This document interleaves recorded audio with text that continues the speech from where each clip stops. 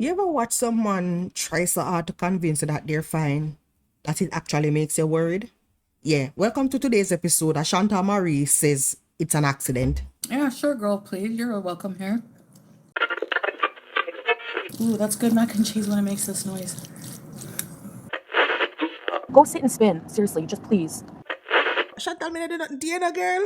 All I did was say, hey. I hope you choke on your chia seeds. What's up, people? Wagwan. Welcome back to another video. So, Shanta went live recently, and she said that this stream was supposed to be chill. But between her blaming the trolls, over-explaining her hijab slip, and diagnosing Pete's depression, this was an absolute roller coaster of contradictions. So, let's go through it together, because when Shanti says she's unbothered, it usually means we're in for a good time. French fry got her live taken down. I didn't even know she went live, so no, it wasn't me. So she starts out by denying she struck FFG's live stream, fear. But immediately she spirals into hypotheticals talking about maybe they were just trolling, maybe nothing happened.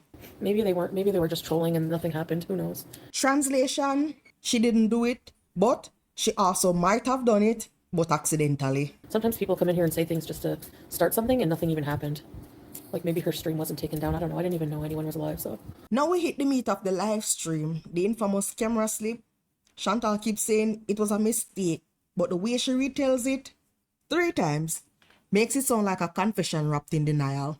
Did Salah mention he was he knew it wasn't on purpose. It was a mistake. Yeah, it was a mistake, you know. Salah knows about the slip up. I was in the kitchen cooking and he came in, he's like, you showed your hair and your you had no shirt on? And I was like, it was a mistake, and I explained what happened, and he just kind of, I don't know, just kind of dropped it. I think he thinks that when I get home I'm going to be back to my normal self, so I don't think he really, does he seem mad? No. It was just an accident, you know? For real, it was like a huge accident. My favorite line, it didn't bother me. I was just worried. Yeah, sure. Totally calm while explaining it for 5 fucking minutes straight. Honestly, it didn't bother me as much as just worried about where I am. But there's a lot of people who don't wear hijab here, so. Now in the middle of all this defensive energy, she randomly freaks out about a slug in the bathroom. Like, 1 second, it's I respect my husband. Next, it's there's a fat one in there. It's the emotional range for me. Oh, I just sat down now. I have to use the washroom. If there's a slug, I'm going to freak out. Oh, there's a fat one in there. There's a fat one in there. Disgusting. A good old classic Chantal quote incoming. I don't care what anyone thinks. Immediately followed up by a monologue about her old villa clips and people picking on her looks. Sorry, but you're picking on the wrong person for looks. I don't give a flying crap. I mean, look at, there's so many compilations of me from back in the villa. Look how I, flapping around and I don't care, bald, looking like friggin' Uncle Fester. I don't give a crap. Like, I am who I am, you know? This is like saying I'm so over him while stalking his new girlfriend's Instagram. Out of nowhere, she suddenly goes full moderator mode. She's saying she won't tolerate bullying in her chat right after she calls someone a white supremacist and told her haters to get lost. There was a comment with a fake Tracy saying something like white supremacist, okay? That's not her. She swore on it. She showed me. She's like, I never go into Rev's channel. He discussed me, whatever. So they will just make it worse. Yes, we're going to ignore, but I'm just saying because yesterday people were gang piling on her, and I'm not going to tolerate that in my chat. So if you think you can come here and bully Tracy, y'all can just get lost. Thank you. It's the selective empathy for me. Out of nowhere, mid-rant, she randomly admits she's reliant on Salah for sustenance. I'm waiting for Salah's really not feeling well, so he's resting. But I'm reliant on him for sustenance because we don't have anything. Like, girl, are you okay? You preach about being independent almost every single day. The slip between I'm fine and I have no food is still wild to me. But I'm reliant on him for sustenance because we don't have anything. So, because it is a foodie beauty stream, she relies on the chat to direct where the conversation goes. So someone in chat dares to ask about Pete's or Salah, and she loses it. Yeah, Pondu, because Pete loves his life right now. Right. And Salah, how did I ruin his life? Oh, he had to leave Kuwait? Not on my accord. He had to. None of your business, so fuck off. Bye. When I tell you this, have full rage quit energy. Good girl say, none of your business. Fuck off. Do you feel better now? Of course they do. somebody hateful piece of crap like that doesn't ruin people's lives. I'm sure they do. They're projecting. And y'all know it would be a Foodie Beauty raid stream without her going on to overshare. She starts diagnosing Pete's mental health while she defends herself. The audacity of this woman to say she's not responsible for anyone's happiness, but she still gave us a whole fucking TED talk about why he's sad. Pete and Salah are grown men. I'm not responsible for anyone's life. Thank you very much. Thank you. And someone said he's had more fun with me than he has with pretty much anybody else. So, yes. I don't feel guilty about shit.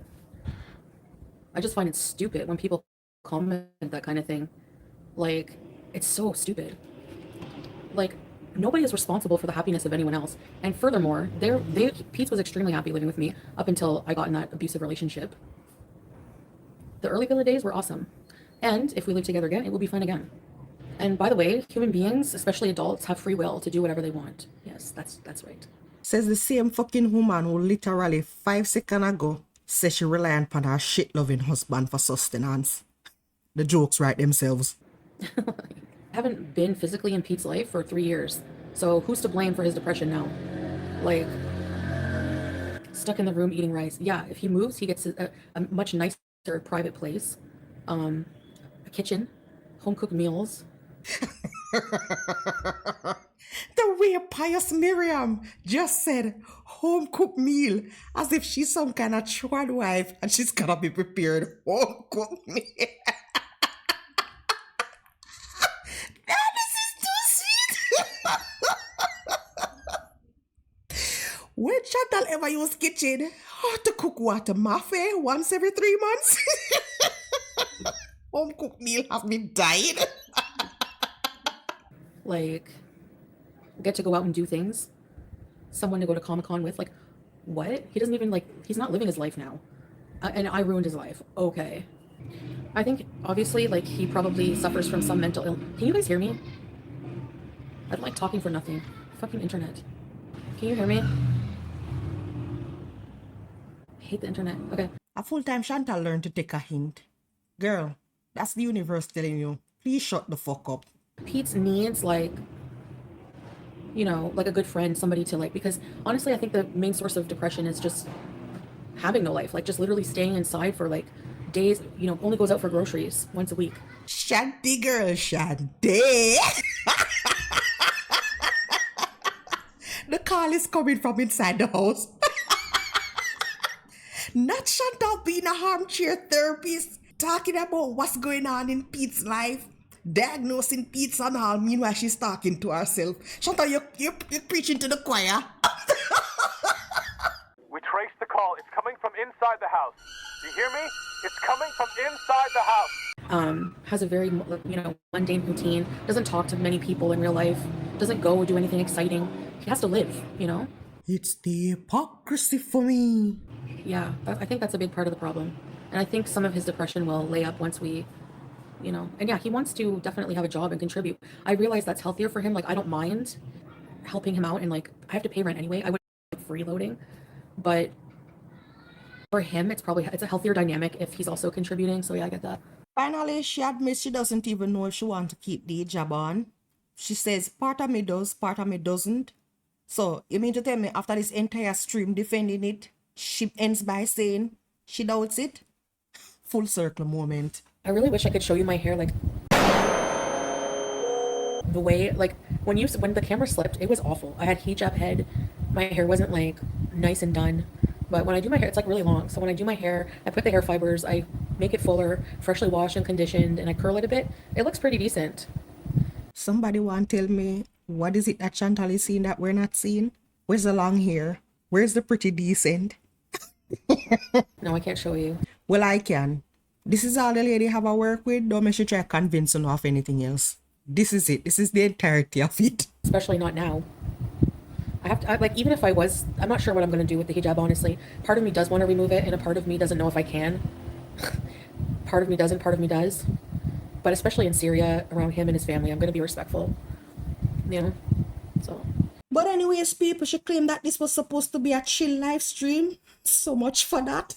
It ended up being a masterclass in deflection, contradiction, and chaos. When I tell her, say armchair therapist came out today, it did. Chantal swears she's so unbothered, but somehow she manages to explain and react to every fucking thing. But anyways, people, that is it for this one. Let me know your thoughts down in the comment section. Special shout outs to the blood clot y'all them whose names are popping up here. I appreciate y'all. Anyways, people, that's it for this one.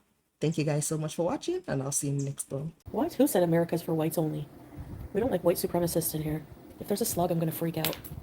Ugh, there's a fat one in there. Don't talk to me!